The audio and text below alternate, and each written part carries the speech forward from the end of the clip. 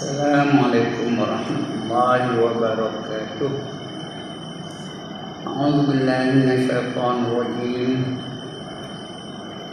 Bismillahirrahmanirrahim.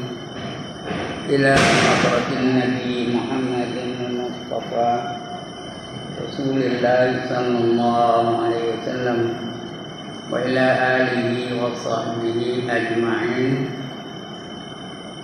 وإلى حضرات جميع الأنبياء والمرسلين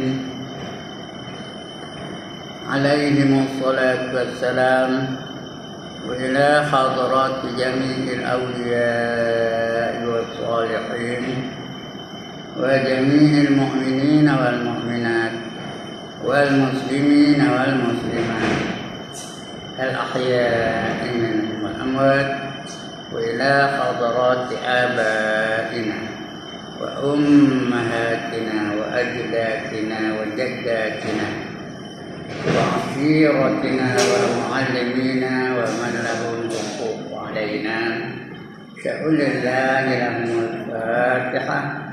أعوذ بالله من الشيطان الرجيم.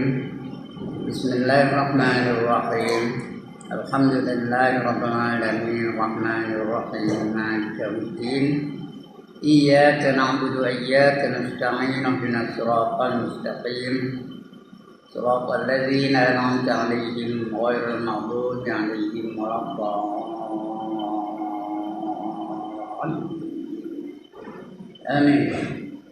Alhamdulillah alladzi an'ama 'alaina bil iman wal islam. والصلاة والسلام على أشرف الأنبياء والمرسلين وعلى آله وصحبه أجمعين. رب اشرح لي صدري ويسر لي أمري واحلل عقدة من لساني يفقهوا قولي. سبحانك لا علم لنا إلا ما علمتنا إنك أنت العليم الحكيم. ولا حول ولا قوة إلا بالله العلي العظيم. Amma ba'd. Alhamdulillah, setinggi-tinggi kesyukuran kita panjatkan kepada Allah Subhanahu wa taala. Kerana pada pagi ini dengan izin Allah dapat kita bersama-sama berada dalam majlis yang paling mulia, yaitu majlis ilmu. Mudah-mudahan Allah akan bekalkan kita dengan ilmu yang secukupnya bagi meneruskan kehidupan kita sampai kita dijemput oleh Allah SWT ke akhirat nanti. Kerana dalam kehidupan ini ada ilmu. Apa saja kita buat mesti sesuai dengan tanda Allah dan Rasul. Ilmu tu hanya akan boleh didapati kalau kita menuntut dia. Kecuali belajar orang, tidur je dah ada malaikat ngajarnya. Kita tak payah menuntut ilmu. Kalau tak ada, kena menuntut ilmu. Hukumnya wajib. Nah, talabul ilmi fariidatun ala kulli muslimin wal muslimah, kata Nabi. Menuntut ilmu itu difardukan kata sekian muslimin dan juga muslimat. Lelaki dan perempuan wajib menuntut ilmu. Hukumnya fardu ain. Jadi apa saja kita buat dalam hidup ni, kena ada ilmu. Nak semayang, kena ada ilmu semayang. Nak puasa, kena ada ilmu puasa. Nak naik haji, kena ada ilmu haji. Nak pergi umrah, kena ada ilmu umrah. Nak berniaga, kena ada ilmu niaga. Nak berkeluarga, kena ada ilmu kekeluargaan. Nak didik orang yang patut dididik, kena ada ilmu pendidikan. Apa saja, mesti dengan ilmu. Jadi ada ilmu tu kena diamalkan pula. Jangan ilmu je banyak tapi tak amal. Mesti diamalkan ilmu tu. Karena kalau kita tak amalkan ilmu tu, kita lebih dulu diazab daripada si penyembah berhala. Ini kata seorang ulama namanya Ibn Ruslan. Apa kata dia? Fa'alimu bi'ilmihi lam ya'malan mu'azzabun min qabli 'adidil wasal. Orang alim dengan ilmunya tapi tidak diamalkannya, dia terlebih dahulu diazab daripada si penyembah berhala. Orang menyembah berhala itu memang diazab, tapi ulama dulu diazab. postpone dulu azab pada si unta berhala. Ulama dulu diazab dulu. Jadi kita ada ilmu kena amalkan. Kalau tidak, ada kata Arab mengatakan ilmu tanpa amal seperti pokok tanpa buah. Al-amalu bila amalin kasyadari bila samarin. Ilmu tanpa amal macam pokok tak berbuah. Sebab tu kita ada ilmu nak diamalkan. Bila amalkan ilmu tu, Allah akan tambah lagi ilmu-ilmu yang lain. Nah, ini Nabi Muhammad. Man amila bima ilma warasallahu al-ilma ma lam ya'lam. Barang siapa mengamalkan satu ilmu, maka Allah akan beri dia ilmu-ilmu yang lain yang dia tak tahu. Datang aja kepahaman, datang aja ilmu tu. Tak payah belajar. Tapi syarat dia amalkan ilmu yang dia tahu. Mana tahu satu, amal satu, dapat dua. Tahu dua, amal dua, dapat empat. Tahu empat, amal empat, dapat lapan. Teruskan ya, itulah. Mudah-mudahan kita memiliki ilmu yang cukupnya. Baik tuan-tuan dan puan, untuk pagi ini kita sambung lagi pembacaan kita. Babnya masih lagi bab kekeluargaan. Bab hakiman. Bab kemasyarakatan. Untuk pagi ini kita sambung lagi. Tajuknya hak seorang Muslim terhadap Muslim yang lain.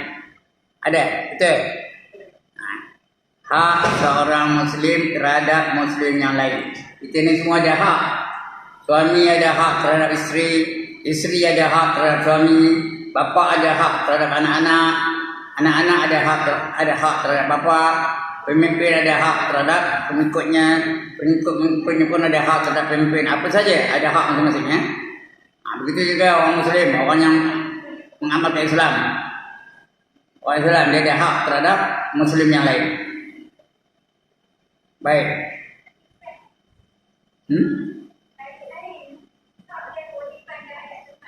Mana? Hak? Oh tentu. Hak dan kewajipan terhadap teman. Balik belakang lah. Tak boleh. Betul. Hak dan kewajipan persahabatan ada banyak di antaranya. Ya betul ya tu. Ya. Betul kita baca tu.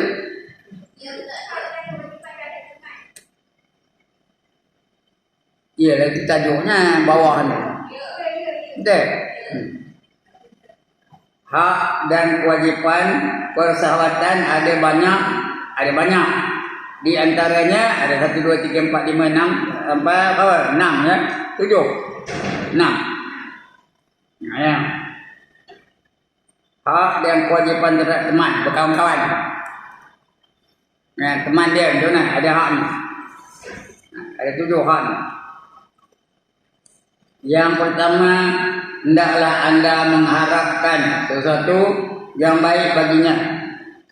Kita kawan tu dia sikapnya baik, cara kita baik, budinya baik, perkataannya baik, pergaulannya baik. Semuanya kita harapkan kebaikan daripada dia. Ya?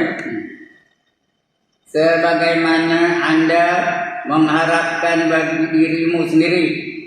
Macam mana kita harapkan diri kita tu baik, begitu ya kita harapkan kawan kita pun baik dengan kita.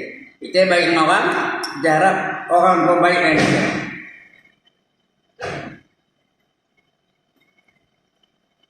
Anda membenci sesuatu yang tidak baik. Yang tidak baik baginya sebagaimana anda membencikan bagi dirimu. Mana yang tak baik bagi dia, kita benci. Itu mana yang tak baik bagi diri kita benci. Mana yang suka bagi dia, kita pun suka. Betul apa yang kita suka, kita harap sahabat pun suka untuk kita. Ya? Kerana tidak sempurna iman seorang itu sehingga dia kasihkan kawannya seperti mana dia kasihkan diri dia sendiri. La yu'minu billah hatta ahabbu akhiri kama yuhibbu li nafsih. Tidak beriman seorang itu sehingga dia kasihkan sahabatnya seperti mana dia kasihkan diri dia sendiri. La yu'minu ahadukum hatta yuhibba li akhihi ma yuhibbu li nafsihi. Itu yang kedua. Nabi ngomong, la yu'minu ahadukum la yu'minu ahadukum hatta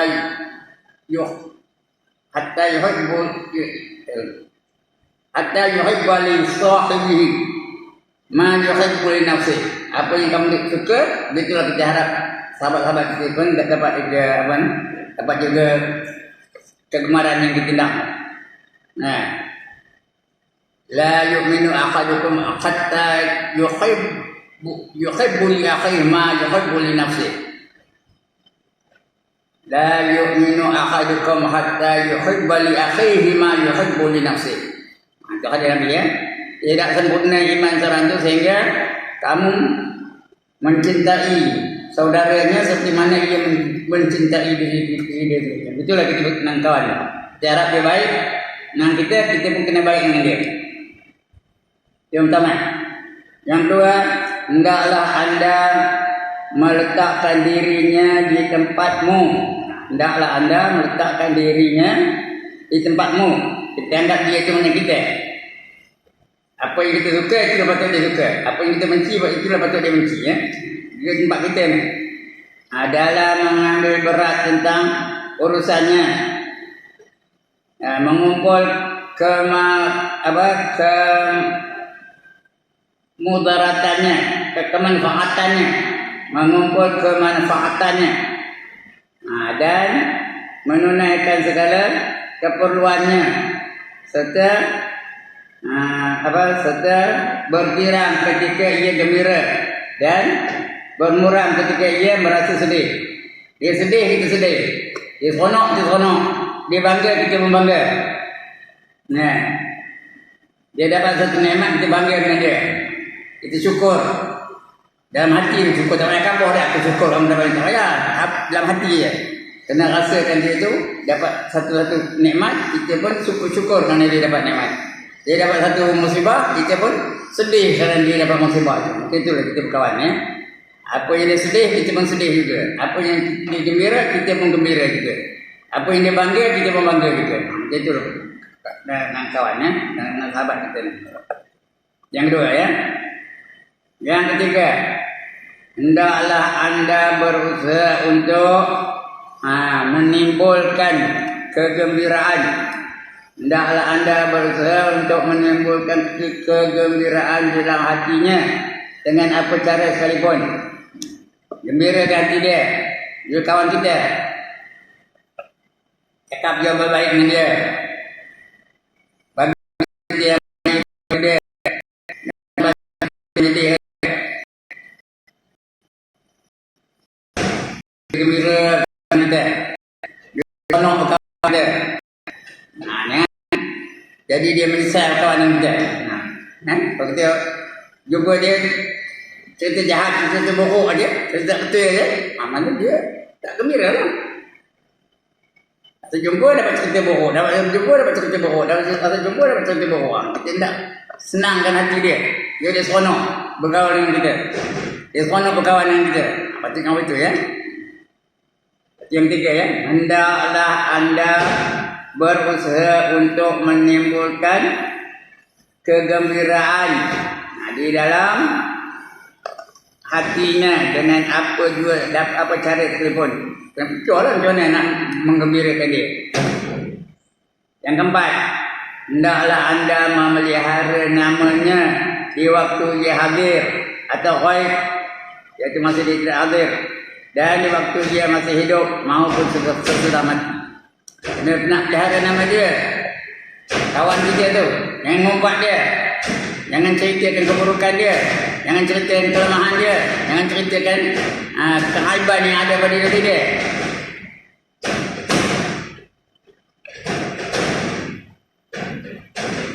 Taklah kita yang baik-baik bagi dia.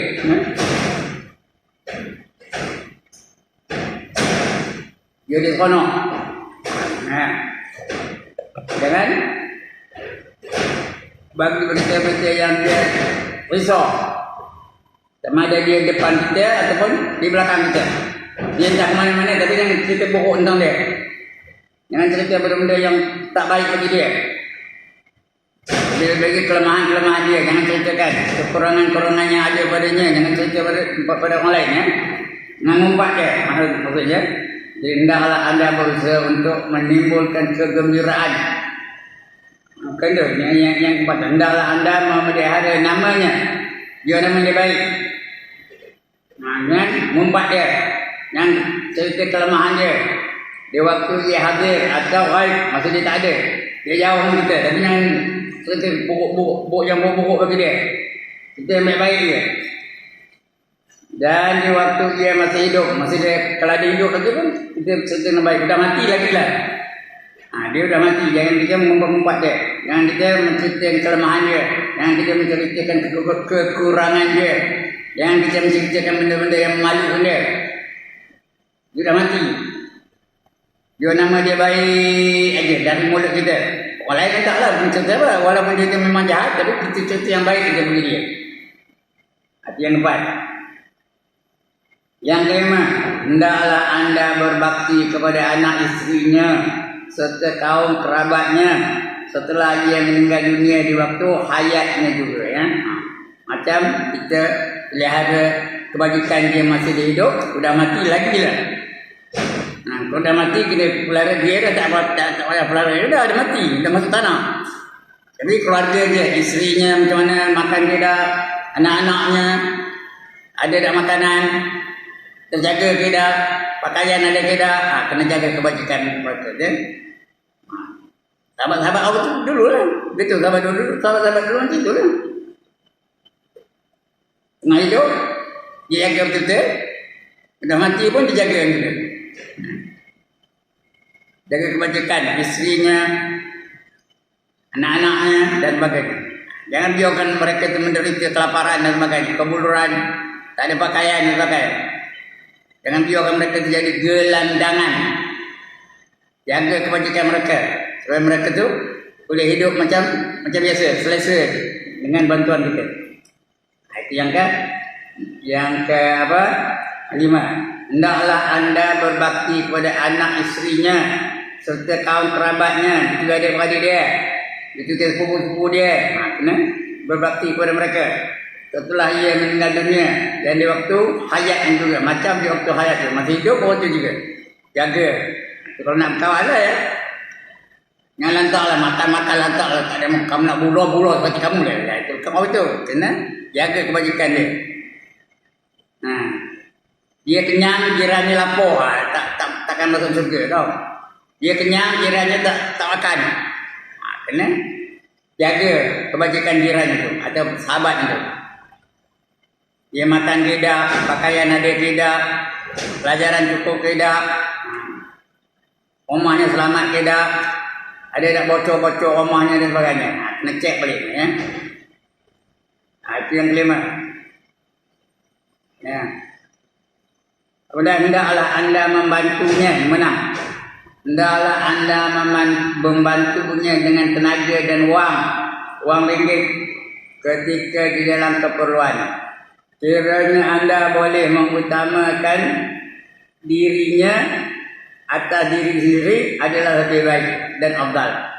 Tengok kebajikan dia. Elektrik dia bil selalu ada tak duit mayornya? Ada tak beras di rumahnya? Ada tak pakaian dia? Anak-anaknya boleh mengaji ke tak? Boleh tak anak-anaknya mendapat pelajaran dan sebagainya? Dan jaga kebajikan-kebajikan dia. Kalau nak berteman dengan dia lah. Kalau nak jadi sendiri sebagai teman, jaga kebajikan dia. Sama ada berbentuk wang ringgit atau tenaga atau apa saja lah ya.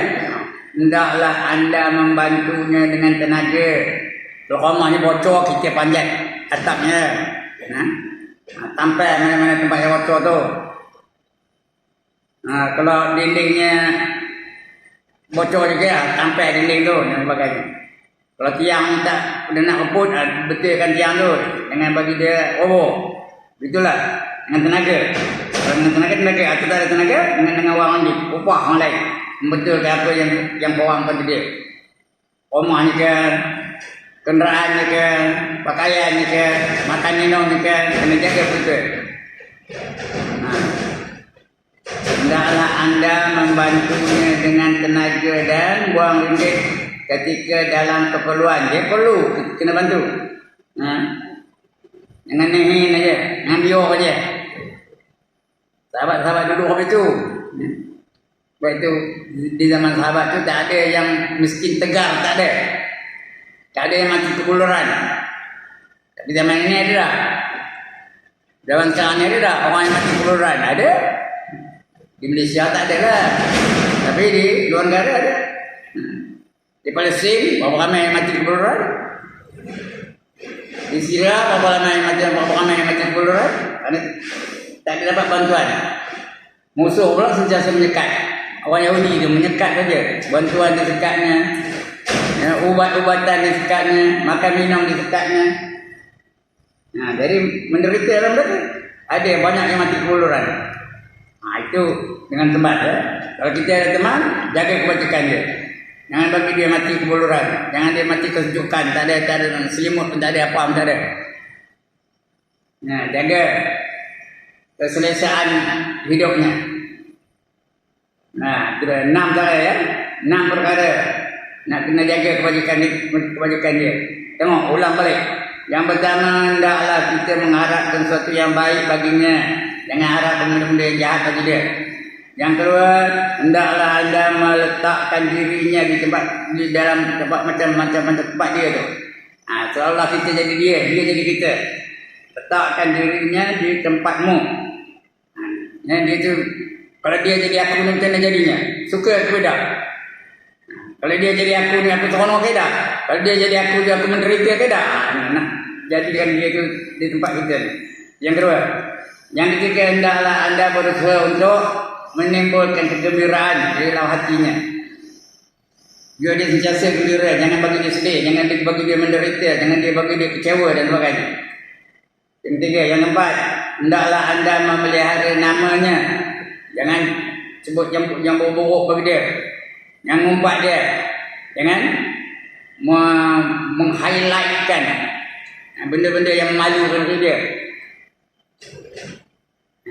Jaga nama dia, itu nombor 4. Yang kelima, hendaklah anda berbakti kepada anak saudaranya, anak-anak isterinya. Kalau dia dah mati, kita nak jaga kebajikan isteri dan anak-anak yang tinggal. Anak-anak yatim tu, macam mana? Pelihara mereka. Kalau tak, kalau kita biar kita termasuk golongan orang yang mendustakan agama. Itu dah. Ara'aital ladzi yukadzibu bid-din fadzalikal ladzi yad'ul yatim. Dia dah mati, tinggal anak yatim, dia biar je. Lantak makan-makan yang tidak dah. Itu dikira sebagai pendusta agama. Ara'aital ladzi yukadzibu bid-din. Tahukah kamu siapa yang menjadi pendusta agama?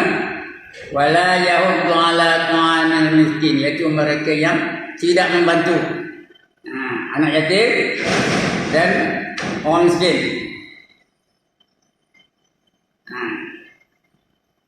Wala yahuddu ala ta'amil miskin. Wailul lil Ara'aital ladzi yukadzibu bid-din fadzalikal ladzi yad'ul yatim. Iaitu mereka tidak memelihara kebajikan anak yatim. Itu orang pendusta agama tu. Jadi kita jaga.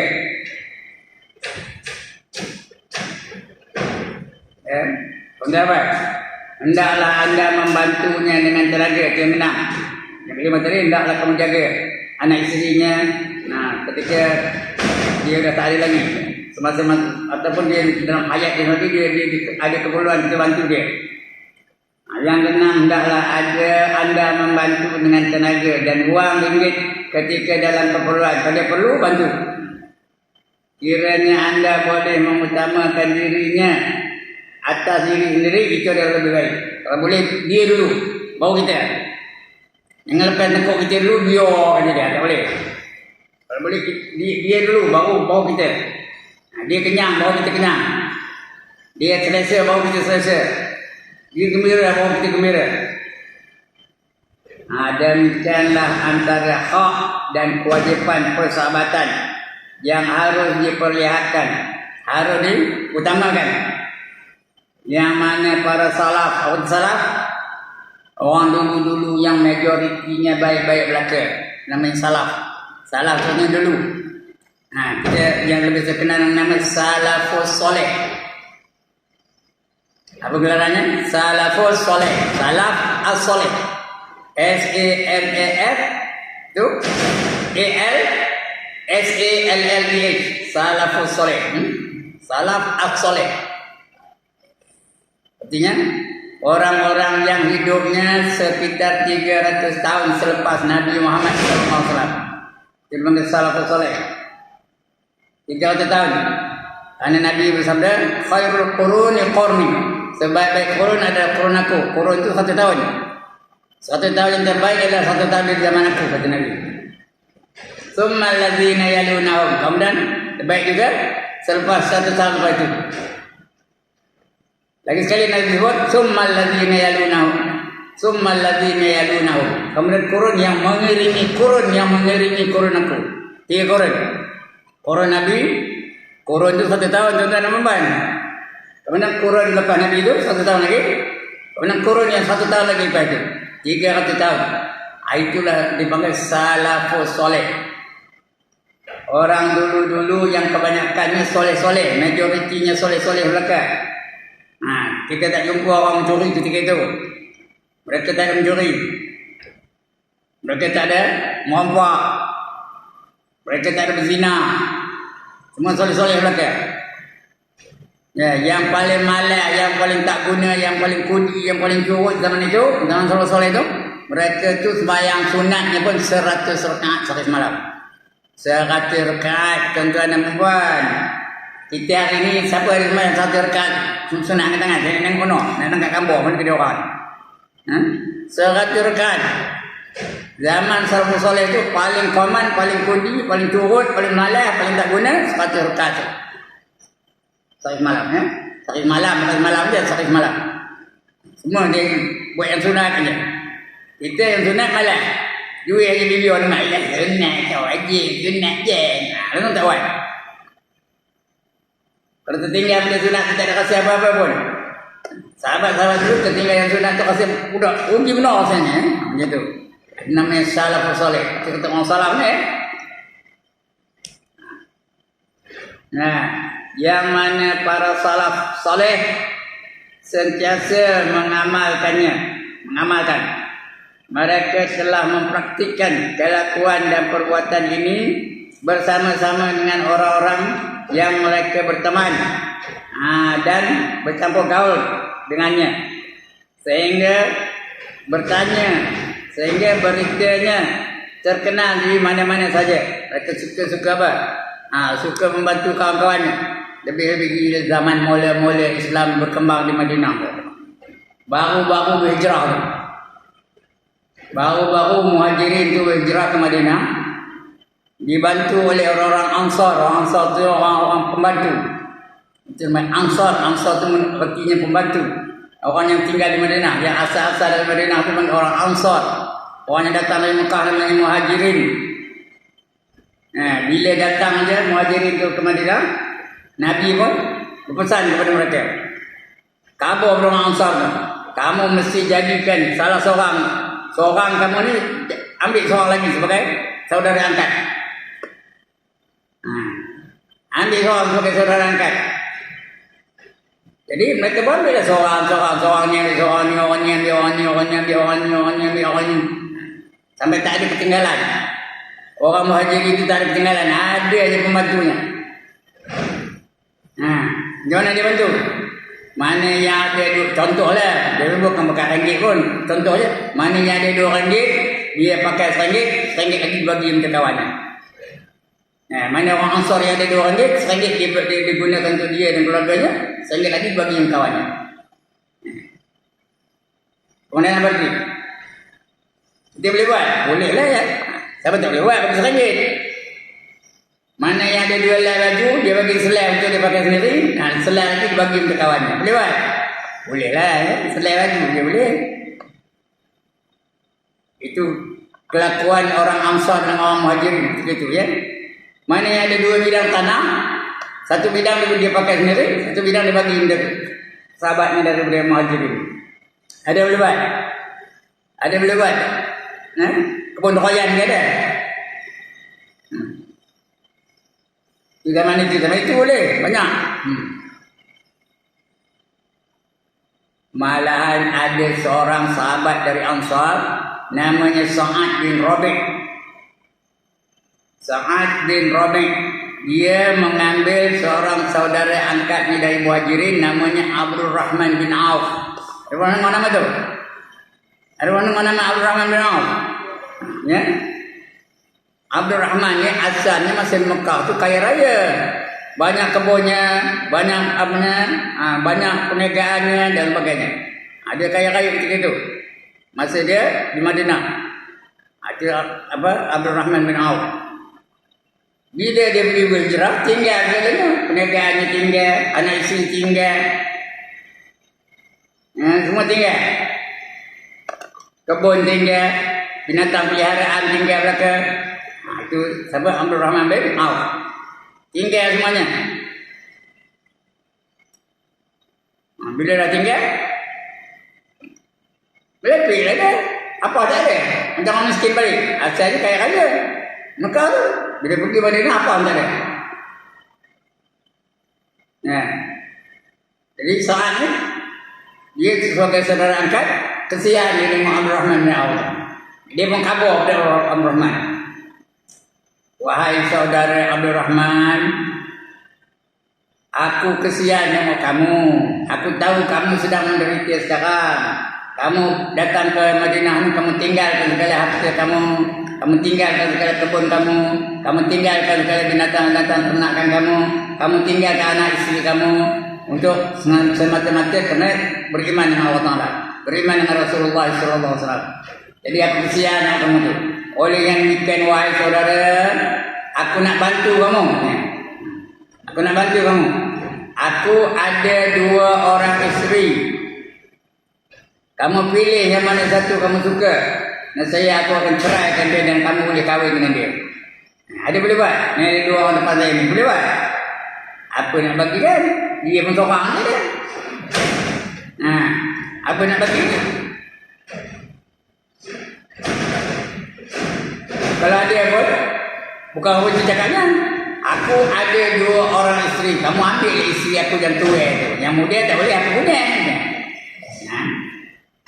Tapi tawaran itu tidak diterima oleh Abdul Rahman bin Auf. Kalau dah melampau.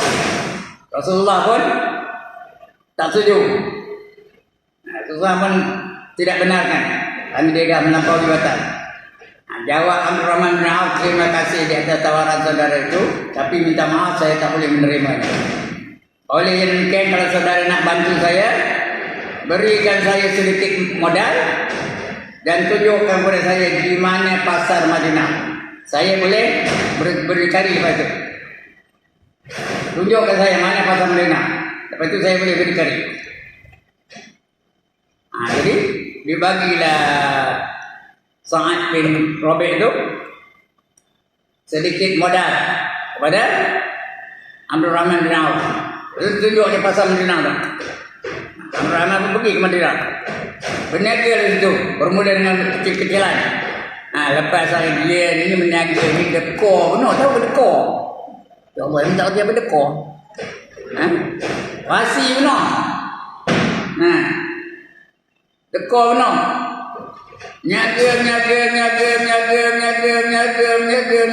Lama-lama udah banyak untungnya. Berganda-ganda untungnya. Lepas tu dia ambil air pula perniagaan sebelah dia tu. Begitulah perniagaan. Tak lama lepas tu, lama 2 tahun, dia dapat mengambil alih seluruh perniagaan di pasar Madinah tu. Semua dia punya dah. Dia monopoli semua perniagaan di pasar Madinah tu. Habis tu hebatnya. Dekor ni, tahu dekor? Macam orang mancing ni dekor. Ada 2 orang mancing. Saya sebelah ni Ustaz Azhan. Saya mancing, dia pun mancing. Nak cerita dekor ni tu. Dia mancing, saya pun mancing. Dia ni cak tengkeli. Lagi 5 minit cok ikan kawan. Lagi 5 minit cok ikan lampam. Lagi 5 minit cok ikan bau. Saya berjam-jam aja. Pagut bila. Jadi dia ni apa belanya? Ustaz Azhan apa belanya? Dekor. Sebut. Dekor. Saya ni apa? Lawan dekor apa? Oh, dia minta cakap Melayu ke ni? Lawan dekor apa? Siap. Lawan dekor apa? Siap. Saya ni siap. Tak mau dipagut ikan. Jadi Amr Rahman bin Auf tu meniaga tu dekor penuh. Kejap je majunya. Kejap je apa sampai di monopoli seluruh peniaga di Madinah tu. Itu cerita apa Amr Rahman bin Auf dengan sahabat namanya Sa'ad bin Rabi'. Begitu hebatnya ya. Begitulah. Tak lama lepas tu dia mengambil alih seluruh bandar pasar Madinah tu, dia ambil alih. Itu hebatnya. Itu sahabat-sahabat dulu. Ya. Mana benda ni? Mereka telah mempraktikkan kelakuan dan perbuatan ini bersama-sama dengan orang-orang yang mereka berteman dan bercampur dengannya sehingga beritanya terkenal di mana-mana. Ya, ada kalanya seorang di antara mereka telah datang ke rumah temannya, sedangkan teman itu tiada di rumah, maka dia pun makan. Kawan itu tak ada rumah, dia makan di rumah itu dan minum dan mengambil sesuatu yang diperlunya dari rumah itu tanpa meminta izin terlebih dahulu. Tak payah minta izin ni lah, terus ambil aja tanpa minta izin terlebih dahulu. Dari tuan rumah. Demikian pula teman-teman. Tak pula lepas tu dia marah pula dah. Siapa mengambil barang tu? Dia balik-balik tengok barang dah tak ada. Siapa mengambil tu? Dia seronok. Seronok dia kalau apa, teman yang ambil tu. Kalau kita lauk yang kita nak makan tiba-tiba dah makan kawan kita datang apa? Tanpa mengetahui kita macam. Oh, kita merampil lah. Nyerang dia balik. Apa kau mengambil curi lauk aku? Itu kalau saya kan. Contoh dia ya. Rumah beda ya. Ini apa tu? Seronok dia. Demikian pula temannya itu akan melakukan perkara yang sama apabila dia datang ke rumahnya kelak. Itu kan dia seorang dia bila dia pergi datang rumah kawan dia lain, dia buat apa itu juga. Begitulah. Sahabat-sahabat dulu ya. Tak payah minta izin, ambil aja. Kerana dia tahu, dia rela aja, dia seronok aja. Dia ambil barang. Kita kalau tak minta izin, kita serang daripada dia. Kenapa kau mencuri ayam aku? Kenapa kau mencuri duit aku? Kenapa kau mencuri makanan aku? Kalau saya kan. Tapi sahabat dulu tak ada ya. Mereka macam saudara belaka. Semua kawan-kawan belaka tu. Baik. Pernah ditanya salah seorang di antara mereka, mana yang lebih anda kasih? Saudaramu atau temanmu? Jawabnya, aku tetap mengasihi saudaraku jika dia menjadi temanku. Aku akan kasih dengan saudaraku kalau dia juga menjadi teman aku. Adik-adik aku tu aku kasih dengan dia kalau dia kawan dengan aku. Adik-adik selalu gaduh dah. Selalu gaduh. Tapi kalau dia jadi kawan aku kasih dengan dia. Dia jadi teman. Kerana dia nak jadi teman, baru-baru dia kasih. Kalau dia dah, gaduh aja. Gaduh bukan bersama sebabnya. Pasal apa? Pasal pokok di sempadannya, pokok apa? Pokok apa? Kumpelam. Boleh tahan yang kumpelam tu. Ini bergaduh pasal pokok terung rembang. Tahu apa pokok terung rembang? Terung yang kecil-kecil tu. Gaduh pasal tu. Sampai tak bertegur. Sampai tunggu. Itu akhir zaman aku betul lah. Asyik bergaduh saja. Tapi sahabat dulu tak ada. Mereka tetap berkawan, tetap berkasih-kasihan antara satu sama lain. Pernah ditanya seorang di antara mereka, mana yang lebih anda kasihi, saudaramu atau temanmu? Jawabnya, aku tetap mengasihi saudaraku jika ia menjadi temanku. Kalau dia jadi teman aku kasih dengan dia. Kalau saya kat saudara aja, belum tentu lagi ya. Setengah mereka telah bertanya pula kepada setengah yang lain tentang teman-teman mereka yang datang menziarahi mereka. Orang temannya datang ke rumah dia. Apakah salah seorang kamu pernah memasukkan tangannya ke dalam kantong temannya untuk mengambil apa-apa saja yang dihajatkannya dan kantong itu? Jawabnya tidak pernah. Maka ujar mereka itu, kalau begitu kamu sekalian bukanlah saudara sejati, bukan kamu kawan betul dengan dia. Ada tak pernah kamu ambil nyeluk tangan kamu dalam kantong tu tempat duit? Orang dulu dia ada kain tu, dalam tu tempat masuk duit dalam tu panggil kantong. Ada tak pernah kamu ngambil duit dalam kantong kawan kamu tu? Katanya tak pernah. Kalau tak pernah, kamu bukan kawan dia, bukan teman kamu, bukan teman dia. Itu dia kasihnya mereka. Dia sanggup begitu, tak payah minta izin, ambil aja. Dia mau dia kira kawan-kawan yang ambil tadi, dia pun ambil ke bawah makan dia tu. Tak ada pula marah-marah. Macam betul sendiri aja. Itu hebatnya zaman-zaman dulu ya. Kadang-kadang dia kita tak ada apa, asalkan kawan itu dapat sesuatu yang baik daripada diri dia ya. Pernah seorang pergi tanam rumah saudaranya, rumah kawannya. Tanya istrinya, kita ada ke bawah makan? Kata sini ada, tapi itu untuk anak-anak kita aja. Untuk anak-anak kita aja. Kita belum makan lagi, tapi anak-anak kita ada tu. Kamu keluar punya. Betul? Dah keluar? Ni cerita masalah cerita ni tau. Dia keluarnya. Tapi isteri pun pandai. Dah keluar tu, dia padamnya lampu. Dah gelap rumah tu. Betul dia jamu makan. Dia jamu makan. Sila makan tuan. Di depan ni. Lampu dah gelap ni. Kita dah tak ada minyak depan. Dah padam kita dah. Dia pun dengan suaminya pura-pura makan. Pura-pura makan. Macam belanja tangan tu. Betul-betul. Ngonyah tu. Ngonyah. Pada apa tak dalam mulanya tu. Makan. Ya, tetamu itu kan. Dia tengah makan. Jadi tetamu tu makan sama. Sampai habis mau makan tu. Rupanya tuan rumah dan isteri itu tak makan langsung. Yang makan tetamu aja. Itu pernah berlaku itu di kalangan para sahabat. Kita ada apa tu? Kita kalau nak bagi nasi pun nasi yang dah basi kita bagi dia. Yang dah lama kita bagi dia. Yang bawa-bawa je aku meletakkan dulu ni. Saya lah bukan tuan nombor itu sahabat dulu. Punya mereka mengutamakan teman daripada diri sendiri. Kemudian apa? Setengah mereka telah bertanya pula kepada setengah yang lain tentang tentang teman-teman mereka yang datang menziarahi mereka. Apakah salah seorang kamu pernah memasukkan tangannya ke dalam kantong temannya untuk mengambil apa-apa saja yang dihadapkannya dalam kantong itu? Jawabnya tidak, tak pernah. Maka ujar mereka itu, kalau begitu kamu sekalian bukanlah saudara sejati, bukan teman sejati. Artinya masih asing lagi. Kalau dia teman, dia tak ada kira-kira begitu lah.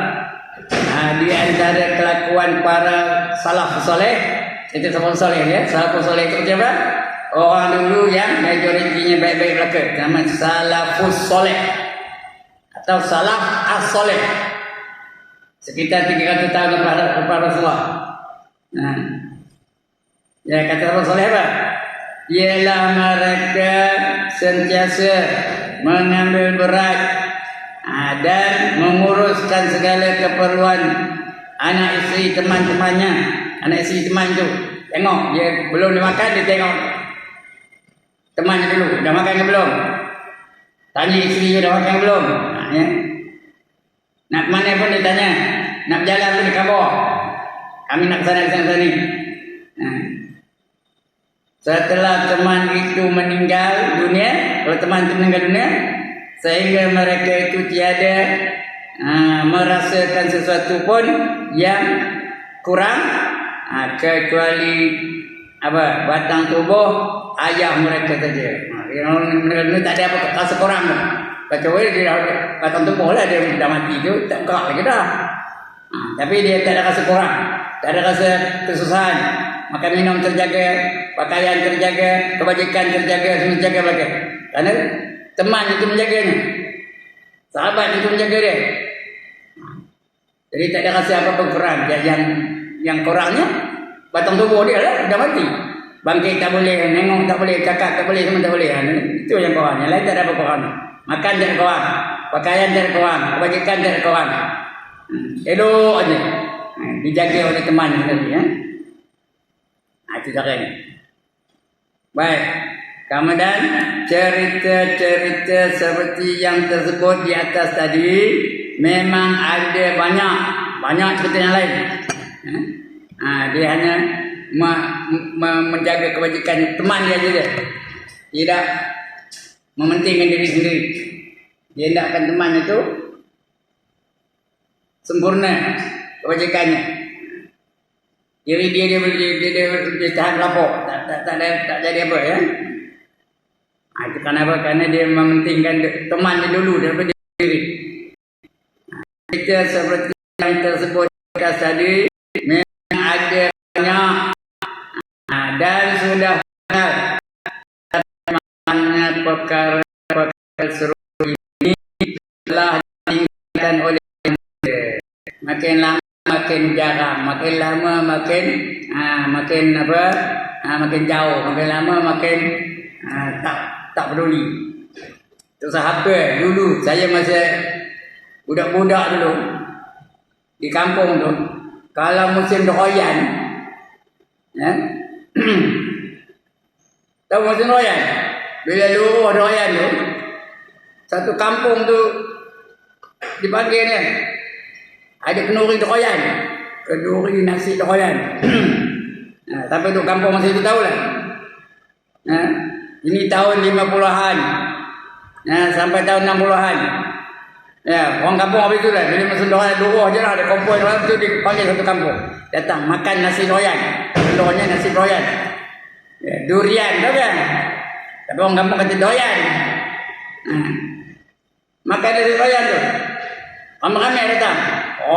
Habislah pun 30-40 biji. Ada dangar itu, dangar doyan itu. Betul. Ini hari ada lagi orang kenduri nasi doyan. Mana ada? Ada doyan buat. Jual dulu. Ada sekarang ni doyan tu pakai kilo. Zaman saya budak-budak tu doyan tahu berapa? Sebiji 25 duit, 25 sen. Sebiji. Saya pernah beli doyan zaman sekarang ni, pernah beli sebiji RM120. Tapi sedap nasinya. Memang apa pun memang balik-balik je. Tapi tu RM120. Sebiji doyan. Kerana masa itu tak ada musimnya. Tapi zaman masa budak-budak tu, pakai lombok-lombok doyannya. Pembeli itu ambil itu selonggok ada RM5, RM10, selonggok tu ada 10 biji pada dia. Jadi 5 kopang biji. Atau korang kalau 5 kopang ada di zaman itu. Tapi kenari mana ada kenduri doyan. Nak beli pun pakai timbang. Ya dah. Kita orang jual doyan di jalan pergi Kopeng tu. Ada tak orang jual doyan di jalan tu? Ada tak timbang tu? Ada timbang tu. RM10 sekilo, RM12 sekilo. Yang RM5 tak ada dah. RM5 sekilo tak ada. RM7 sekilo pun tak ada. Yang ada RM10, RM12 sekilo. Itu sekarang ya. Itu bezanya antara zaman dulu dengan zaman sekarang.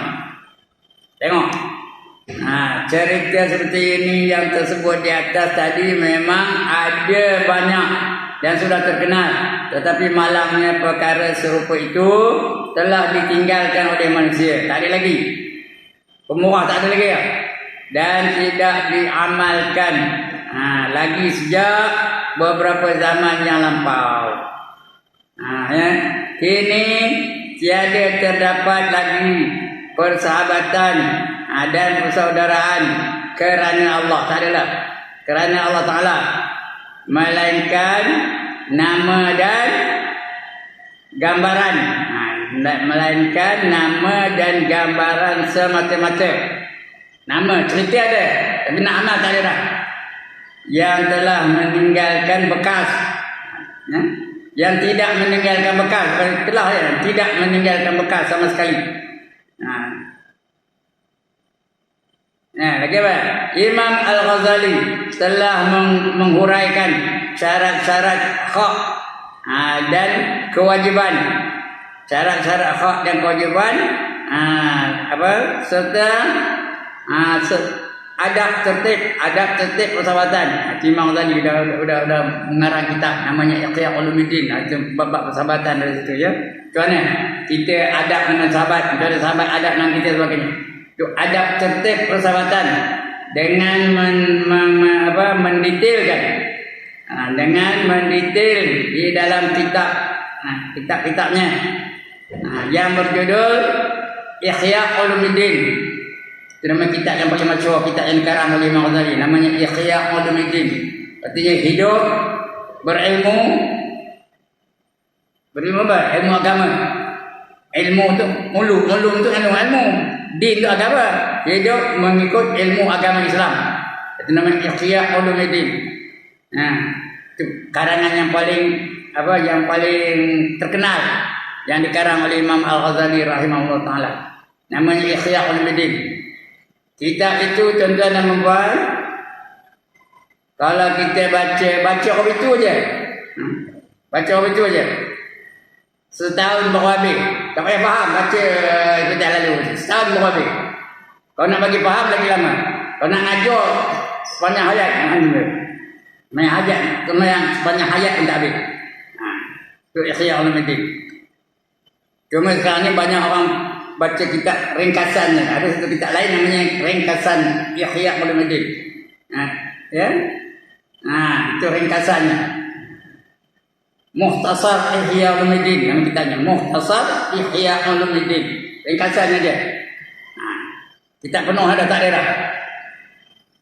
Itu karangan Imam Ghazali. Banyak kitab karangan Imam Ghazali tu. Dia meninggal dunia ketika umurnya 45 tahun je, tapi telah mengarang beratus-ratus kitab.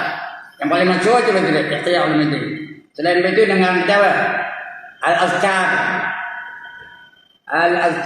Dia apa? Kitab tasawufnya apa? Minhajul Abidin. Ya, betul, kitab kecil apa? Ada satu kitab namanya Hidayatul Hidayah. Hidayatul Hidayah tu adik kepada Hidayatul Salikin. Hidayatul Salikin semua dia sumbernya daripada Hidayatul Hidayah tu. Ada seorang ulama tu dia buat kitab namanya Hidayatul Salikin. Dia bersumber kepada Hidayatul Hidayah tu. Dia abang kepada Hidayatul Hidayah. Dia banyak syarah-syarah ni. Hidayatul Hidayah tak ada banyak syarah. Hanya ada matan je. Tapi syarahnya banyak terdapat dalam kitab namanya Hidayatul Salikin. Sini dah habis. Di Kota Raja dah habis. Yang ajar orang cakap ni. Masa itu. Masa perempuan tak ada lagi. Tuan-tuan pun tak ada lagi cakap ni. Saya di Kota Raja ni. Daripada mula yang saya mengajar ni tau. Dah habis. Hidayatul Salikin dah habis.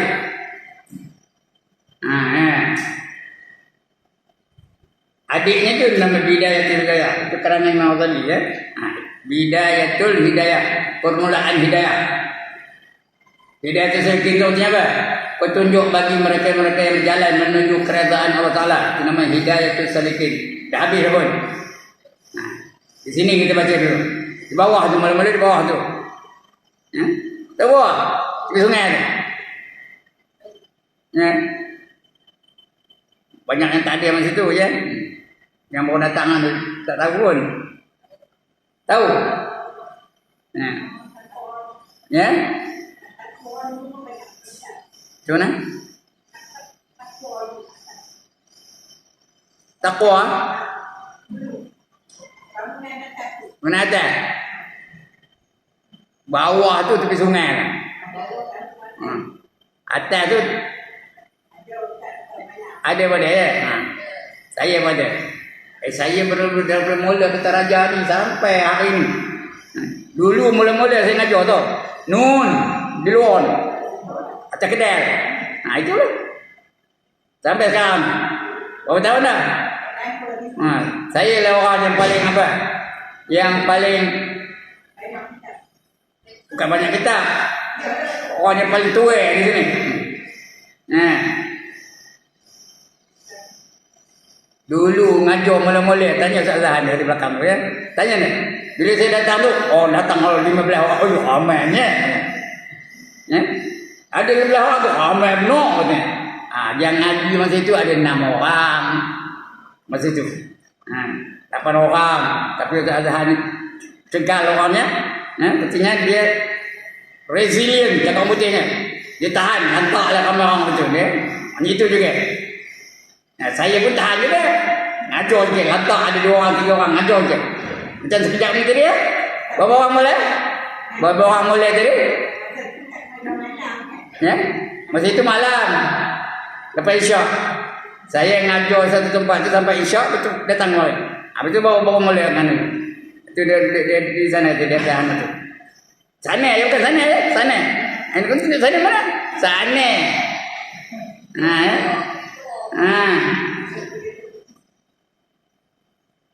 Itu dia. Jadi Ihya Ulumuddin ya, karangan Imam Ghazali. Lagi apa? Ada yang terbagi Bidayatul Hidayah. Kita fiqh ada, tauhid ada, fiqh ada, tasawuf, tapi ringkas-ringkas ya. Bidayatul Hidayah. Yang tasawuf betul-betul Minhajul Abidin, itu karangan Imam Ghazali juga. Ya. Baik. Itu Ihya Ulumuddin ya. Dan Bidayatul Hidayah. Ini ada orang sini tulisnya Bidayatul Hidayah. Artinya permulaan hidayah. Kesimpulannya setiap hak dan kewajipan. Setiap hak dan kewajipan yang pasti anda laksanakan terhadap kaum muslimin, sama ada wajib atau sunat, maka adalah dituntut anda melaksanakannya. Yang wajib kena buat. Kerana wajib itu apa? Dibuat dapat pahala, ditinggalkan berdosa. Kedudukannya mesti buat. Yang sunat apa dia? Dibuat dapat pahala, ditinggalkan tidak berdosa. Kedudukannya elok buat. Jangan duit video nama sunat. Taklah sunat atau wajib. Buat. Kerana bila kita buat yang sunat-sunat tu, Allah bagi darjat. Tahu darjat? Pangkat di akhirat. Siapa tahu tak? Buat banyak sunat-sunat tu Allah bagi darjat. Allah bagi pangkat apa? Darjat apa? Al-muflihun. Lagi? Al-faizun. Lagi? Al-abrar. Lagi? Ashabul yamin. Siapa tahu tak? Itu pangkat-pangkat di akhirat. Bagi mereka yang sentiasa mengerjakan yang sunat-sunat. Jadi jangan duit video dengan sunat. Taklah sunat ke wajib ni. Begitu dengan makruh. Makanan boleh makruh betul tak? Makruh bukan haram. Makruh je ni. Duit video ni. Padahal yang makruh tu Allah benci. Bila Allah benci, semua benci nanti di akhirat. Allah benci, malaikat benci, Rasul benci, orang soleh-soleh benci, semua benci mereka. Cuma tak ada hukum, tak ada denda, itu aja. Ini kata dia. Keputusannya setiap hak dan kewajipan yang pasti anda laksanakan terhadap kaum muslimin, sama ada wajib ataupun sunat, dua-dua kena buat, maka adalah dituntut anda melaksanakan terhadap teman dan sahabat. Nak berkawan, ikut adab-adab kawan dia. Ada 6 adab dia. Cek balik. 6 perkara yang kita mesti buat ketika kita berkawan dengan siapa saja ya. Ada 6 tuntutan hak dia terhadap kita. Dia pada hak. Kita pada 6 hak terhadap dia. Malah melakukan yang tersebut terhadap mereka adalah lebih utama dan lebih afdal daripada pada pahalanya dan pahala yang pula besar. Bila pahala besar macam? Bila besar pahala apa jadi? Tuan-tuan dan puan. Esok bila ditimbang berat kena pahala. Apa dapat? Kalau berat pahala, ringan dosa, apa dapat? keredaan Allah. Kita pun dengar kayak ni. Fa amma man saqulat mawazinuh. Sambung. Fa huwa fi 'ishatir radiyah. Barang siapa berat timbangan kebajikannya, maka dia sentiasa berada dalam keredaan Allah. Allah redha dengan dia. Siapa tak nak? Nak syurga Allah redha, nak mahligai dalam syurga Allah redha, nak makanan syurga Allah redha, nak pakaian syurga Allah redha. Nak apa lagi? Kenderaan syurga Allah redha. Bagi orang lelaki nak apa? Perempuan, orang lelaki nak apa? Bidadari syurga Allah redha. Itu dapat keredaan Allah Taala. Ya. Fa huwa fi 'ishatir radiyah. Tapi sebaliknya, kalau ringan timbangan kebajikannya, berat dosanya jadi. Wa amma man khaffat mawazinu, barang siapa ringan timbangan kebajikannya, ringan je pahalanya, dosanya berat. Apa dapat? Sambung lagi, apa? Wa amma man khaffat mawazinu, apa dapat? Sambung. Apa? Oh, dia minta hafal Al-Quran ni. Wa amma man khaffat mawazinuh, sambung. Fa ummuhu hawiyah. Maka maknya adalah hawiyah. Wa ma adraka ma hiya?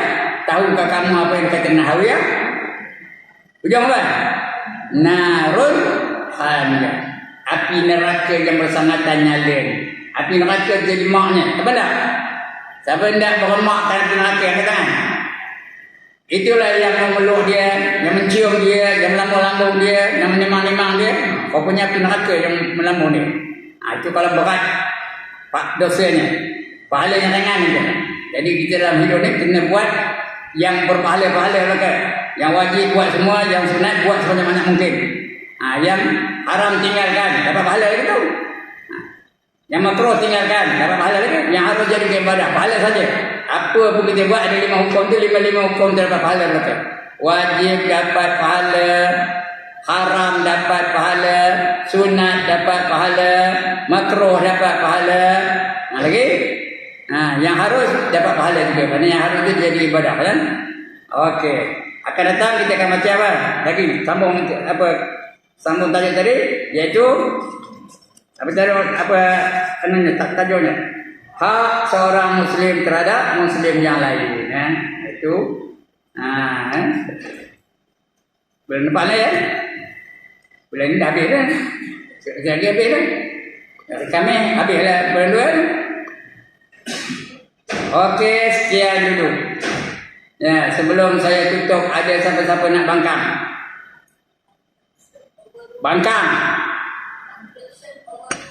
Objection overruled. Pandai. Lagi? Ada siapa-siapa nak tanya?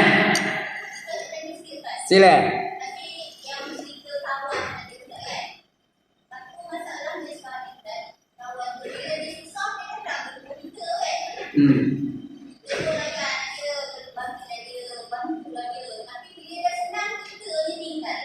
Itu salah dia.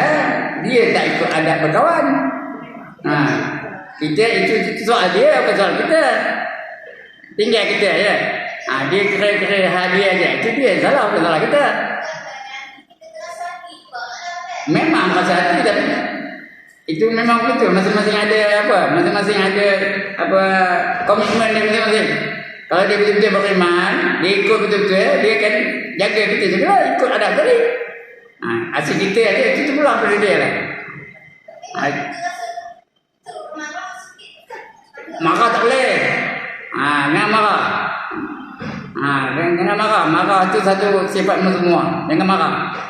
Biarkan dia. Mudah-mudahan Allah beri hidayah pada dia. Biarkan dia. Jangan marah. Marah itu khadab. Khadab itu apa? Satu sifat mazmumah yang patut jangan ada pada diri kita. Jangan nak metor dia. Patutnya menyantun, sabar. Kita kena sabar. Sabar sampai bila? Puan, sabar sampai bila? Sampai bila sabar? Sampai mati. Kalau boleh biar mati dalam keadaan sabar. mati dalam keadaan redha, mati dalam keadaan qanaah, mati dalam keadaan tawadhu, mati dalam keadaan ikhlas, mati dalam keadaan syukur. Semua betul ya. Itu nak yang tu. Kerana pahala sabar tu besar ke kecil? Konjan dengan baik, pahala sabar tu besar ke kecil? Besar benar. Innama yuwaffas sabirun ajrahum bighairi hisab, kata Allah. Sesungguhnya pahala bagi orang yang sabar itu tak dapat dikira berapa banyaknya. Sebab itu tuan-tuan dan puan, orang yang sabar itu di antara 7 golongan yang dijamin masuk syurga tanpa hisab. Bukan saya masuk syurga, dia masuk syurga tanpa hisab. Siapa tak nak kenal? 7 golongan masuk syurga tanpa hisab. Di antaranya sabar. Ada 7 golongan. Tahu apa 7 golongan masuk syurga tanpa hisab? Ya Allah, dia jenuh dah ngajarnya. 7 golongan masuk syurga tanpa hisab. Yang pertama Rasul-Rasul. Ada? Ada Rasul? Angkat tangan, mana kau orang? Yang kedua Nabi-Nabi, ada? Tak ada juga, dah 2, tak ada. Yang ketiga sahabat-sahabat, ada? Ada? Nama aja tak cuy, nak betul-betul sahabat. Yang ketiga. Yang keempat wali-wali. Atau ramai wali ni. Sekarang di sini ni ada berapa wali dah? Berapa? 5, 6 orang wali dah. Tapi tu wali tak pakai. Wali nikah. Kita nak wali-wali Allah. Itu yang kelima. Yang keenam, yang kelima, yang tadi yang empat. Yang kelima orang yang sabar, sangat sabar. Yang keenam orang yang mati syahid. Dan yang ketujuh ini tak ada, siapa pun tak ada. Orang yang sangat miskin tapi redha dengan kemiskinannya, itu dapat masuk syurga tanpa hisab. Di antaranya sabar tadi. Tadi janji Allah tadi, innama yuwaffas sabirun ajrahum bighairi hisab. Jadi soal orang lain tu dia punya pasal. Soalan kita, kerana yang akan ditanya besok kita. Yang akan berjumpa dengan Allah tu apa? Kita. Yang akan dicek, dihisab apa? Kita.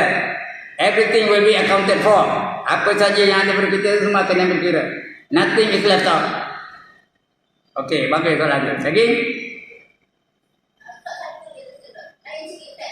Apa dah?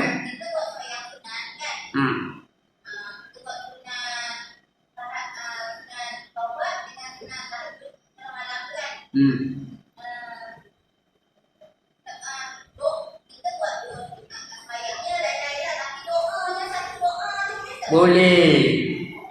Doa di ujung tu boleh ya. Dah habis mula-mula sembahyang sunat hajat umpamanya kita sampai mulai malam tu. Ya, sunat hajat. Lepas tu sembahyang pula sunat apa? Taubat. Tu sembahyang pula sunat apa? Istikharah. Tu sembahyang pula sunat apa? Sunat tasbih ya. Di ujung tu lepas sunat witir baru kita doa. Boleh? Di ujung kali. Tapi penutupnya witir. Kalau kita belum main witir, belum mula, nak tidur belum main witir lagi, penghujungnya witir ya. Sudah main witir, kita pun doa, boleh. Kumpulkan saja. Tak salah ya. Yang tak betulnya apa? Yang tak betulnya meroloh sampai siang. Itu tak betul. Nah, okey. Alhamdulillah. Banggalah saya dapat ahli-ahli ibadah belakang jadi murid saya kejap ni. Alhamdulillah. Lagi? Tak ada? Udah?